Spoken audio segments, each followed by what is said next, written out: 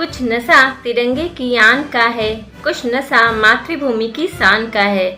हम लहराएंगे हर जगह ये तिरंगा, नशा ये हिंदुस्तान के सम्मान का है। दे सलामी इस तिरंगे को जिससे तेरी शान है, सर हमेशा ऊंचा रखना इसका जब तक दिल में जान है। जय हिंद फ्रेंड्स, स्वागत है आपका आपके अपने YouTube चैनल प्रिया करियर जोन पे। फ्रेंड्स, आज इस वीडियो में भारतीय राष्ट्रीय ध्वज मतलब भारतीय झंडे से related most important question discuss करूंगी। अपने भारतीय झंडे के बारे में सबको नॉलेज होना जरूरी है, तो चलिए वीडियो को स्टार्ट करते हैं। अगर आप चैनल पे नए हैं तो प्लीज चैनल को सब्सक्राइब कर लीजिए और वीडियो पसंद आए तो लाइक शेयर जरूर करें। आज का फर्स्ट क्वेश्चन है, भारत के राष्ट्रीय ध्वज की लंबाई एवं चौड़ाई का अनुपात कितना होता है? हमारी झंडे का लंबाई और चौड़ाई का अनुपात 3:2 होता है, तो करेक्ट आंसर होगा ऑप्शन सी। देश के तिरंगे में नाम के स्वरूप 3 अलग अलग रंग की पट्टियां होती हैं, जिसमें सबसे ऊपर केसरिया, फिर सफेद और सबसे नीचे हरे रंग की पट्टी होती है। झंडे के बीच में सफेद पट्टी पर नीले रंग का अशोक चक्र होता है, जिसमें 24 तीलियां होती हैं। हर वर्ष राष्ट्रीय झंडा दिवस कब मनाया जाता है? करेक्ट आंसर होगा ऑप्शन सी, 22 जुलाई को हर वर्ष राष्ट्रीय झंडा दिवस मनाया जाता है। संविधान सभा के झंडा समिति के अध्यक्ष कौन थे? संविधान सभा के झंडा समिति के अध्यक्ष डॉक्टर राजेंद्र प्रसाद थे। स्वतंत्रता दिवस पर लाल किले पर सबसे ज्यादा बार झंडा फहराने का रिकॉर्ड किसके नाम है, जिन्होंने 17 बार झंडा फहराया है? करेक्ट आंसर होगा option C, Jawaharlal Nehru.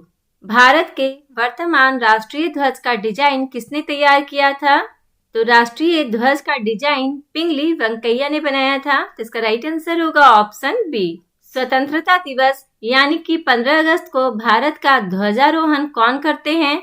Independence day को ध्वजारोहण प्रधानमंत्री के द्वारा किया जाता है।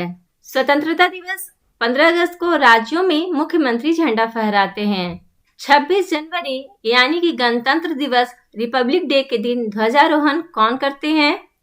रिपब्लिक डे के दिन ध्वजारोहण भारत के राष्ट्रपति के द्वारा किया जाता है, तो करेक्ट आंसर होगा ऑप्शन ए। और गणतंत्र दिवस के दिन राज्य में ध्वजारोहण कौन करते हैं? तो राज्य में राज्यपाल के द्वारा ध्वजारोहण किया जाता है गणतंत्र दिवस के अवसर पर। भारत के राष्ट्रीय ध्वज के मध्य में बने धर्म चक्र का रंग क्या है? करेक्ट आंसर होगा ऑप्शन बी, गहरा नीला राष्ट्रीय ध्वज के मध्य वर्ग में बने धर्म चक्र का रंग है। भारत के राष्ट्रीय ध्वज में बने अशोक चक्र में तीलियों की संख्या कितनी होती है? तो राष्ट्रीय ध्वज में अशोक चक्र में कुल 24 तीलियां होती हैं, तो करेक्ट आंसर होगा ऑप्शन बी। राष्ट्रगान पहली बार कहाँ गाया गया था? सही आंसर होगा ऑप्शन ए, 1911 कलकत्ता अधिवेशन में पहली बार राष्ट्रगान को गाया गया था। भारत के तिरंगे झंडे में चरखे की जगह चक्र कब अस्तित्व में आया? तिरंगे झंडे में चरखे की जगह चक्र को 22 जुलाई 1947 में लाया गया था, तो सही आंसर होगा ऑप्शन बी। राष्ट्रीय गान जन गण मन के रचयिता कौन है?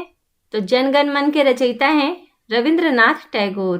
भारत के राष्ट्रीय गान जन गण मन का अंग्रेजी अनुवाद रविंद्रनाथ टैगोर ने मॉर्निंग सॉन्ग ऑफ इंडिया के नाम से किया था।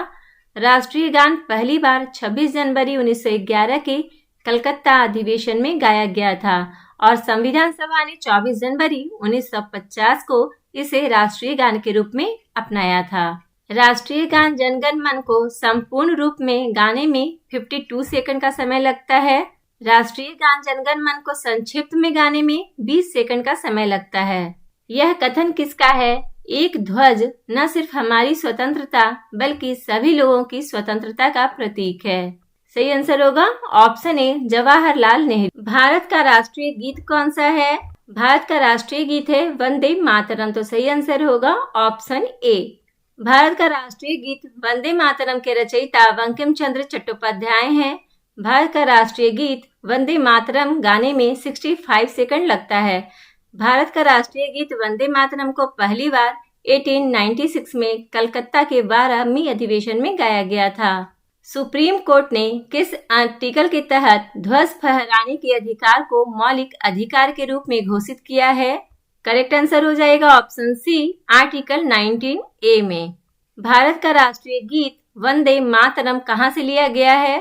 तो भारत का राष्ट्रीय गीत वंदे मातरम जो है वो आनंद मठ से लिया गया है। तो करेक्ट आंसर होगा ऑप्शन ए। भारत के राष्ट्रीय प्रतीक में कितने शेर दिखाई देते हैं? सही आंसर होगा ऑप्शन बी, 3 शेर दिखाई देते हैं। भारत के राष्ट्रीय प्रतीक में कितने शेर होते हैं? सही आंसर होगा ऑप्शन सी, 4 शेर होते हैं, लेकिन दिखते सिर्फ 3 शेर हैं। भारत के राष्ट्रीय प्रतीक चिन्ह की आधार पट्टी पर अंकित शब्द सत्यमेव जयते किससे लिया गया है? सही आंसर होगा ऑप्शन बी, मुंडकोपनिषद से सत्यमेव जयते को लिया गया है। भारत का राष्ट्रीय आदर्श वाक्य क्या है? भारत का राष्ट्रीय आदर्श वाक्य है सत्यमेव जयते। तो सही आंसर होगा ऑप्शन ए। भारत का राष्ट्रीय पंचांग कब अपनाया गया था? भारत का राष्ट्रीय पंचांग अपनाया गया था 1957 में। तो सही आंसर होगा ऑप्शन डी।